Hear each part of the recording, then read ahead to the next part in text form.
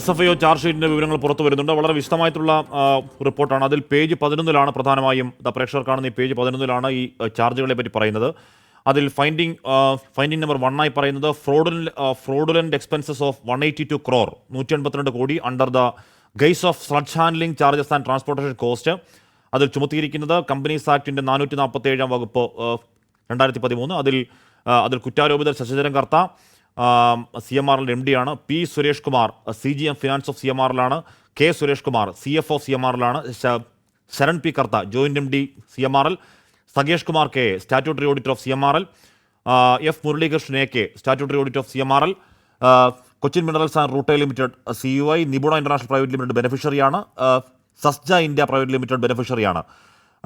അതിൽ തന്നെ 448/447 അങ്ങനെ വിവിധ വകുപ്പുകൾ ചുമത്തിയ കാര്യം ഒന്നാമത്തെ കോടതിയിൽ പറയുന്നു.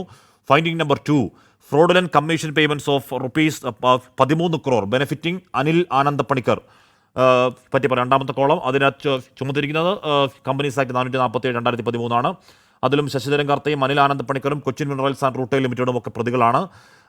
ഫൈൻഡിംഗ് നമ്പർ 3 ഇത്തരത്തിൽ മുഖ്യമന്ത്രിയുടെ മകൾ വീണ തേക്കനയുടെ കാര്യവും എക്സാലോജിയുടെ കാര്യവും പറയുന്നത് fraudulent payments of ₹2.7 crore benefiting Veena T and Exalogic 447 of CA companies act 447 വകുപ്പ് 2013.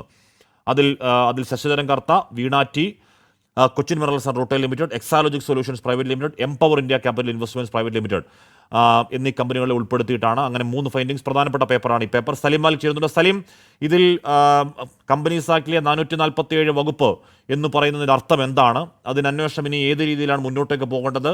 ഇനിയും അന്വേഷിക്കേണ്ടത് ഈ SFIO തന്നെയാണോ സലീം? ഹാഷ്മി, ഇതുമായി ബന്ധപ്പെട്ട ഇനി അടുത്ത നടപടി എന്ത് എന്നുള്ളത്, അത് ഇപ്പോഴുള്ള ഈ കമ്പനി ആക്ട് പ്രകാരമുള്ള 447 പ്രകാരമുള്ള ഇനിയുള്ള നടപടിക്രമങ്ങൾ എന്നുള്ളത് ആദ്യം ഈ പ്രതികൾക്കെല്ലാവർക്കും സമൻസ് അയക്കുക എന്നുള്ളതാണ്. അതിനുശേഷം പ്രോസിക്യൂഷൻ നടപടിയിലേക്ക് കടക്കുകയാണ്. അത് എറണാകുളത്തുള്ള SFIOയുടെ പ്രത്യേക കോടതിയിലാണ് പ്രോസിക്യൂഷൻ നടപടികൾ നടക്കുക. അതുകൊണ്ട് തന്നെ ആ കേസിൽ വളരെ വേഗത്തിൽ ഇടപെടലുകൾ നടക്കും എന്നുള്ളതാണ് പ്രധാനപ്പെട്ട കാര്യം.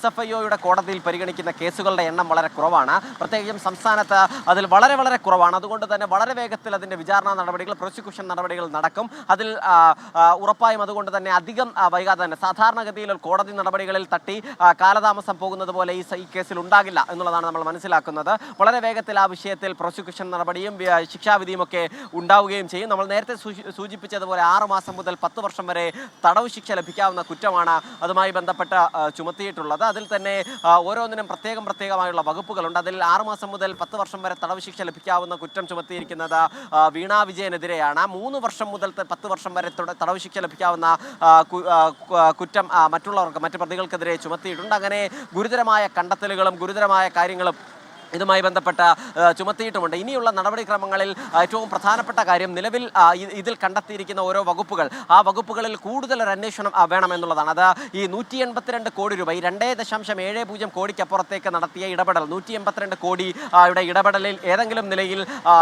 ഈ കമ്പനിയോ അതല്ലെങ്കിൽ ഏതെങ്കിലും തരത്തിൽ മാസപ്പടിയുടേതോ അതല്ലെങ്കിൽ അനധികൃതമായുള്ള ഇടപാടുകൾ നടത്തിയിട്ടുണ്ടോ എന്നുള്ള കണ്ടെത്തലുകൾ കൂടി ഇനി കോടതിയുടെ മുൻപാകെ വരും. അത് പ്രത്യേക കോടതിയുടെ മുമ്പാകെയാണ് അക്കാര്യങ്ങളൊക്കെ വരിക എന്നുള്ളത് കൊണ്ട് തന്നെ വളരെ ഗൗരവത്തോടു കൂടി തന്നെ ആ വിഷയങ്ങളിൽ പരിശോധന നടത്തും. നേരത്തെ മൊഴി രേഖപ്പെടുത്തിയ ആളുകളെ തന്നെ വീണ്ടും മൊഴി രേഖപ്പെടുത്തും. അതിലെ ജീവനക്കാരെ ഉൾപ്പെടെയുള്ളവരെ വീണ്ടും ചോദ്യം ചെയ്യാനോ അതല്ലെങ്കിൽ കോടതിയിലേക്ക് നേരിട്ട് വിളിപ്പിക്കാനോ ഉള്ള സാഹചര്യം കൂടിയാണ് ഒരുങ്ങുന്നത്. അതുകൊണ്ട് തന്നെ വളരെ വേഗത്തിൽ സമൻസ് ഈ മാസം തന്നെ സമൻസ് ഈ പ്രതികളിലേക്ക് എത്തി. അതിനുശേഷം വളരെ വേഗത്തിൽ തന്നെ വിചാരണ നടപടികളും തുടങ്ങും എന്നുള്ളതാണ് നമ്മൾ മനസ്സിലാക്കുകയും ചെയ്യുന്നത്. ഹാഷ്മി, ഓക്കെ.